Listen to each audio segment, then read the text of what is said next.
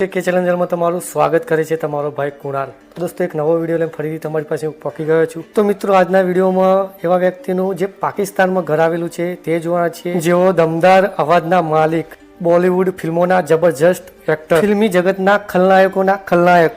औरत मरे हुए वापस कहां से आएंगे?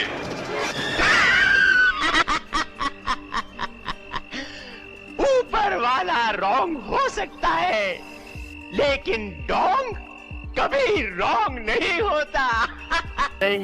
તો મિત્રો તમે જોઈ શકો છો, બોલિવૂડ જોઈ શકો છો। તો મિત્રો એ પણ આપણે જાણી લઈએ કે પાકિસ્તાનમાં કયા જિલ્લામાં મકાન આવેલું છે, કયા તાલુકામાં મકાન આવેલું છે। પાકિસ્તાનના ગુજરાનવાલા જિલ્લાના તહેસીલ તાલુકાનું ગડતાલ કરીને ગામ છે, જ્યાં ગાડી અમરીશ પુરીનું આ મકાન આવેલું છે।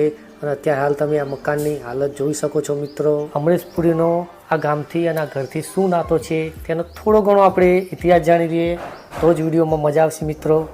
તો મિત્રો પાકિસ્તાનનું આ જે ગડતાલ ગામ છે તે અમરીશ પુરીનું મૂળ વતન છે, તેમના પૂર્વજોનું આ ગામ છે, તથા આપણે જે આ ઘર નિહાળી રહ્યા છીએ તે તેઓનું ઘર છે મિત્રો, તેમના પૂર્વજોનું અમરીશ પુરીનું। અમરીશ પુરીજીના મોટા ભાઈ એવા મદન પુરીજીનો જન્મ આ ઘરે જ થયો હતો, આ ગામમાં જ થયો હતો।